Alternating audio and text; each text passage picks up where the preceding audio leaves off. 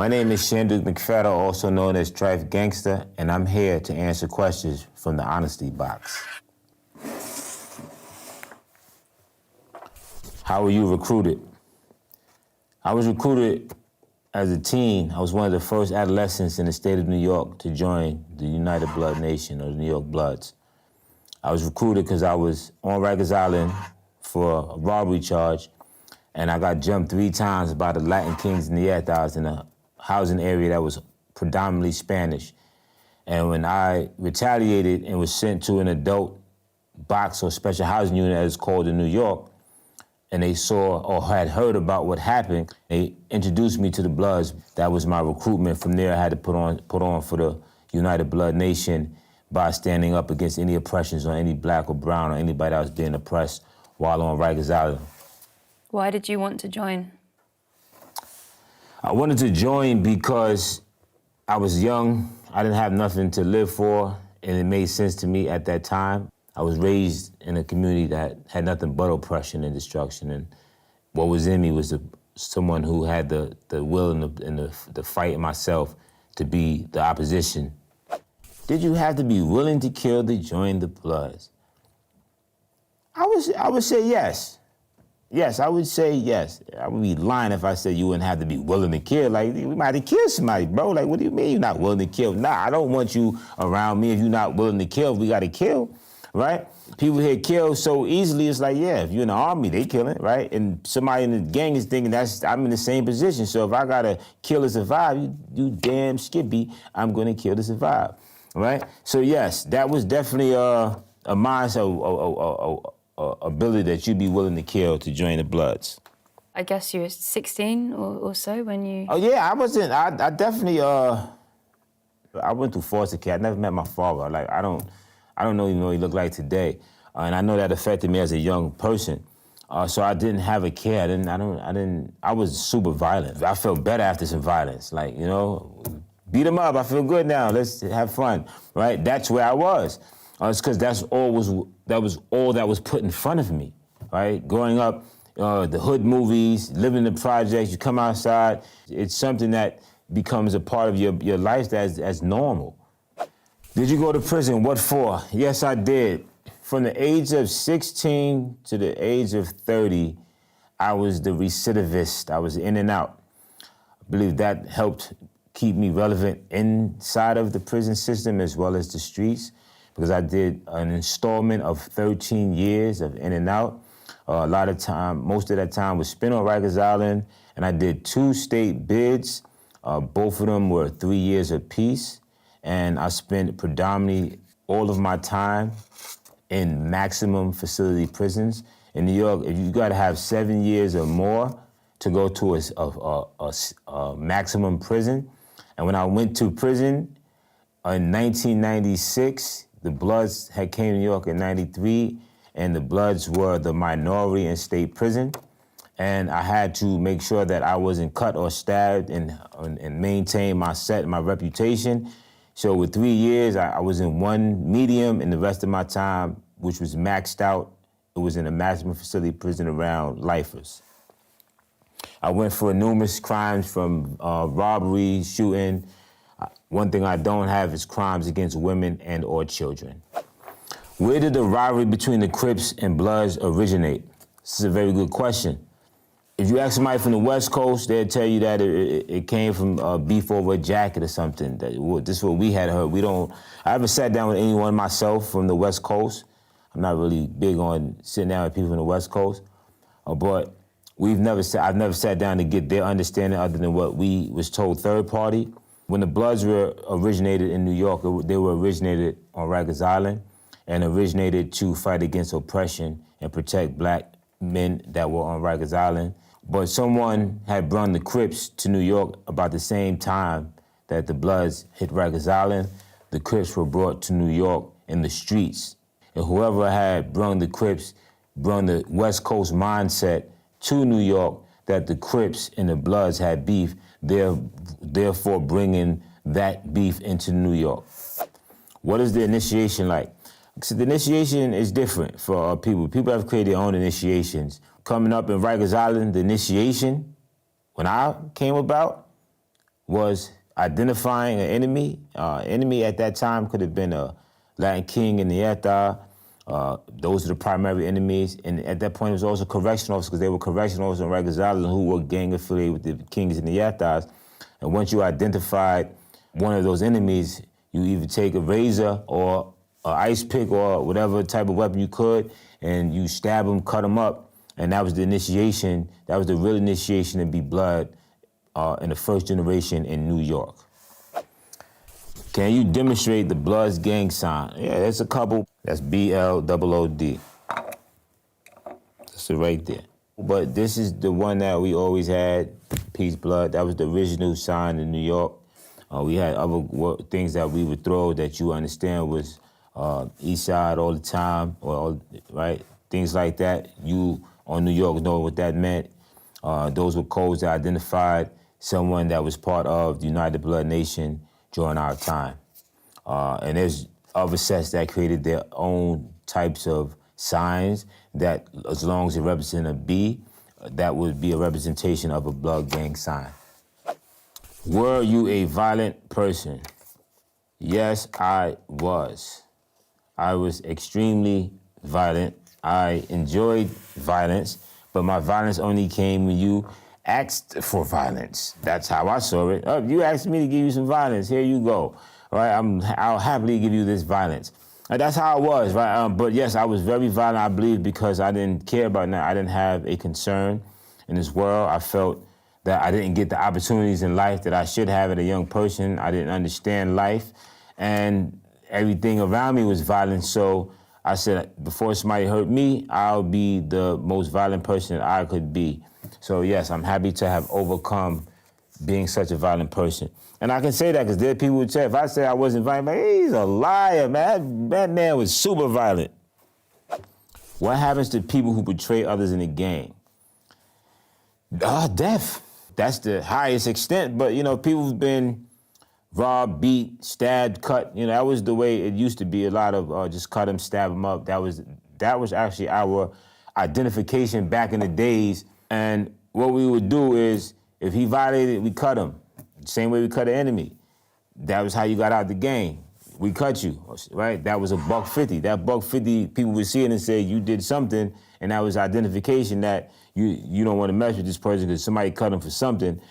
I mean, later on, it changed because there was so many gangsters cutting each other in prison that, you didn't know why they was cut, but you would do your homework and understand who this person was once you seen that $150. But yeah, there's people who definitely have been murdered because they betrayed their gang. Have you ever been shot at? Yeah, definitely, several times. The main story that I want to tell in regards to getting shot at was a good brother, rest in peace to O. He had came home from prison for doing time. I believe it was for a shooting of some sort. And at that time, I was selling drugs, highly on selling crack, crack cocaine. And we had the block, the building jumping, a lot of money coming through.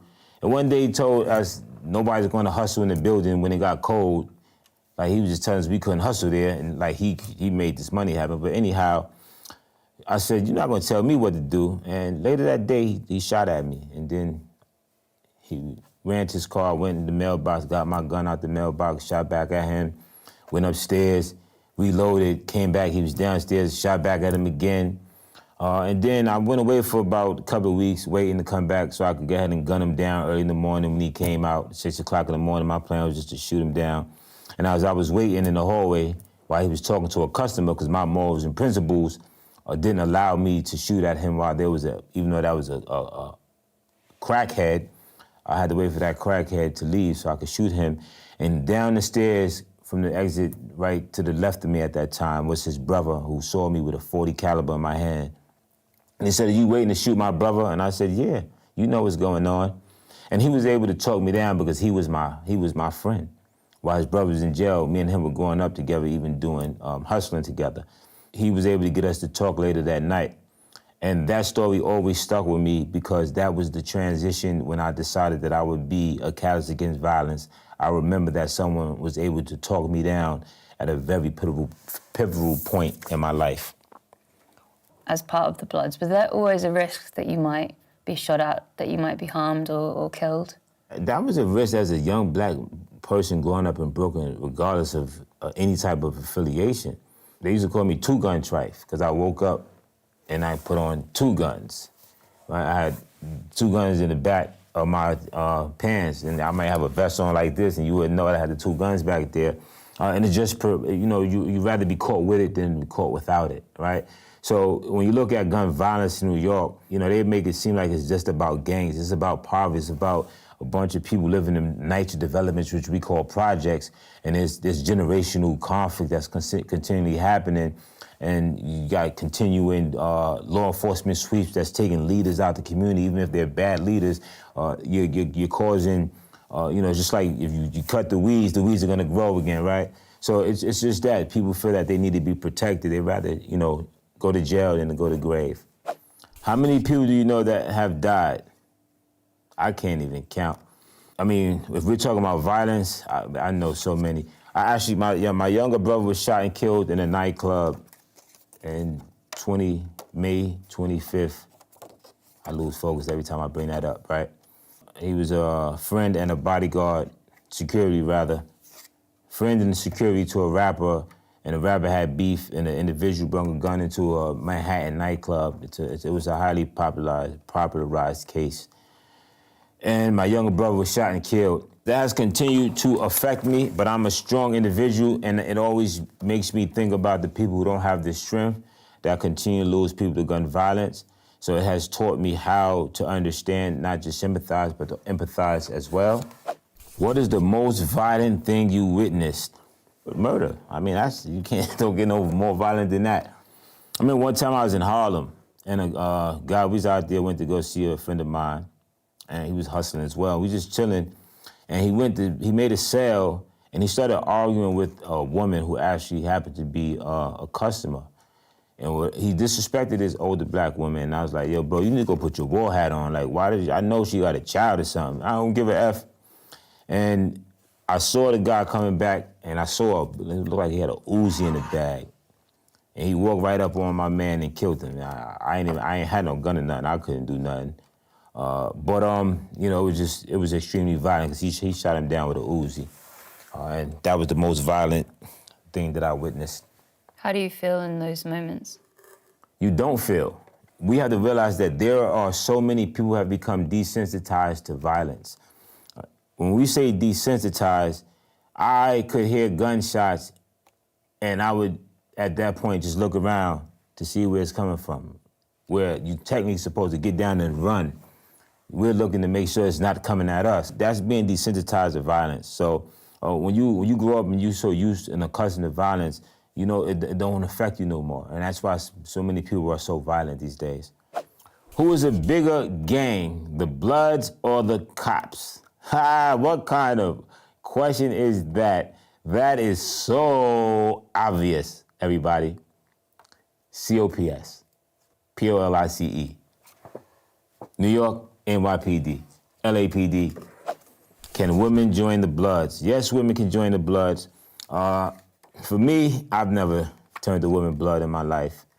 And when I came out of going back and forth to Rikers Island, there were more women that were involved. But there was also a lot of foul stuff happening because there were Bloods in New York having sex with girls to turn them blood as an initiation. And I'm somebody that came out of jail as a leader of the Bloods, and we would handle anybody that we found out had turned women blood by having sex with them. We never accepted that. But yes, there's some women who did it by putting in work respectfully and have become leaders in their own rights, in their own sets, in their own neighborhoods. How do people get a hold of weapons? Weapons are easy to, when I was young, I seen the MAC-10 at the age of 10, 11, 12. And it's easy, we're talking about growing up in poverty. We're talking about, disproportionately treated communities. So what you have is the influx of guns. I've seen so many white men come to me and show me trunks of guns when I was out in the streets hustling and purchasing guns. I just never went out of the state of New York. So I've always been I'll just do the local crimes type of guy. Like, you can keep the federal stuff from me, I'm good. So if me gotta go to another state to get a weapon, it's just not gonna happen, or do a crime, it's just not gonna happen. But so they used to come to Brooklyn. This is Brooklyn. They know this is the home of the murderers, and so we're gonna come to Brooklyn. We're gonna pop out a trunk and show you a bunch of guns in the trunk of a car, right? And it's easy to purchase that. State prisons, you also got the correction who bring in the weapons, right? People don't pay attention enough to the fact that there's cell phones and drugs. A lot of that is the mass majority of it is correction. Because you can't tell me that a visitor brung in 10 phones, it's got 10 inmates in there with phones, and they all came from visitors. No. So it's the same thing. All the weapons and drugs predominantly in the state prisons come from the corruption officers. Notice I said corruption, not correction. How do you feel about those officers smuggling in? I mean, it worked for me. How do I feel about the officers? I mean, it worked for me when I was in a criminal mind in Rikers. I used to have it bring us weed and alcohol. And so we used to be in there smoking weed in the cell. We get a new officer come through, he'll come knock on the cell door, see 4 of us in there. You're like, oh, I'm calling the captain. Like, don't do that. You see these individuals in here, these the most violent people in this house. We sitting in here smoking and chilling, leave us alone. If you leave us alone, this house stays calm, you can have a great tour, officer. Go check with your partner in the bubble. He'll come back. Hey, I'll let you know when the captain come by. All right, thank you. Because the guy in the bubble is actually the person who gave me the weed in the first place. So I'll be hypocritical and say I didn't benefit from correction officers. What is the most valuable contraband in prison? That can be, depends on how you look at it. And I say that because New York has a lot of drugs.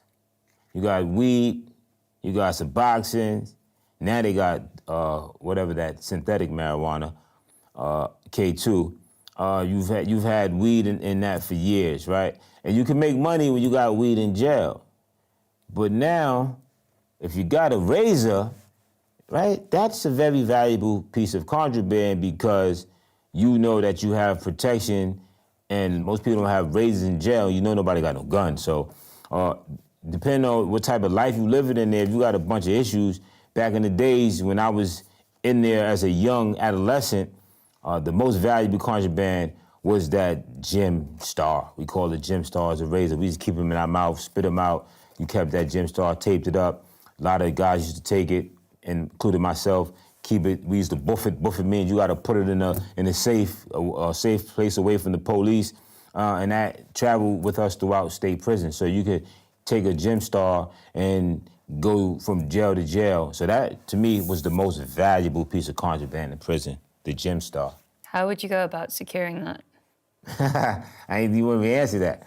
Okay, so you secure that in your dunk chute. I don't know if you know what that is, but that is your gluteus maximus, right? That's where that goes, okay? Up your butt, all right? If you don't understand what a gluteus maximus is. So for example, we would find even a piece of cardboard or something that we would get electrical tape, wrap, take this, fold it up in the size, right? But make sure the razor can fit in there. Once we fold it up, it fits there. We cut all the pieces we need on the side. The razor can now is a holster. I slip it in, it's in its holster. This holster, I now get a glove or something, a plastic glove. There's a bunch of gloves in jail. Let me pull it back out, I forgot. Let me take it out. Let me put my string through the little hole in the razor so that I can pull that out if I need to, because when I buff it, I can just pull it out. I ain't gotta go and get it, I ain't gotta doodle. I just pull out the cord and I got my razor when it's time to fight in jail. How did the prison guards treat you? The prison guards treated me like the asshole that I was. I mean, I didn't have no respect for them. Like, there's the thing where you gotta pull your pants up. I'm not pulling my pants up. Stop talking to me, officer. I don't care nothing. I'm in jail, like, what are you gonna do? Put me in jail, right? Where else are you going? You put me in a box, which is a special housing unit. I'm just being there by myself and just sit there and read books and talk on the gate, and you eventually got to take me out of there, right? But that, you gotta think about that mindset. Like, you're already at the bottom of the barrel. Like, what you gonna do to me, officer? It was just a hate relationship. And you might have had one or two good guys here and there that, in Rikers, it was different because you got a lot of black officers that come from your community, and there's a different level of respect, right? We would move different, and they would treat you with respect. And a lot of times, they relied on us, the ones who controlled the housing areas, because we kept the calm, we kept the violence down. I was one of those who always maintained a calm, respectable housing area wherever I was incarcerated. And we had good relationships because they were actually from the same neighborhoods and they treated you with respect. But in state prison, there's no relationship, there's no respect. They're still killing us now. They just killed a brother by the name of Robert Brooks. We were just protesting in Albany, about 14 officers beat him on camera. And that's just the culture of violence from the correctional officers in Rikers Island. How did you get out? What do you do now? It took a while. It's a transition to getting out. I had to change my mindset, change my life. What I do now is I prevent violence from happening. I use my reputation through the years of being a gang leader, blood leader, and stopping violence. When I once promoted it, I supported it. I was an advocate for violence. I became an advocate against the violence. So that's what I do now. I have a nonprofit organization called Gangsters Making Astronomical Community Changes, and we focus on gang violence prevention, helping someone transition from the lifestyle, show them that there's something else. What was your relationship with the cops? But anyhow, yes. So I don't know if to say was or what, because I still have a relationship with the cops. I'm terrorized of them. But when I say I'm terrorized, I know that they're capable of shooting me down at any time. So I'm someone who also advocates against police brutality. So every time something happens in my community, they know that I'm going to be out there, and I'm forever, in their eyes, a problem because I'm a leader who is not afraid to speak up against their injustices and their police brutality. And I feel that when we talk about gun violence in society, I need to really understand, or help we all can understand, why that the police are taken out of the conversation around the overall numbers on gun violence.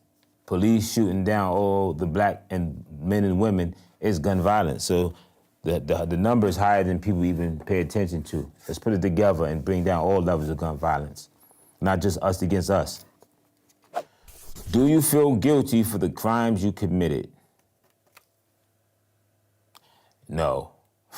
No, I don't. I haven't done any, I have never committed a crime against an innocent person. And any crime that I've done has been, in my mind at that time, factual survival.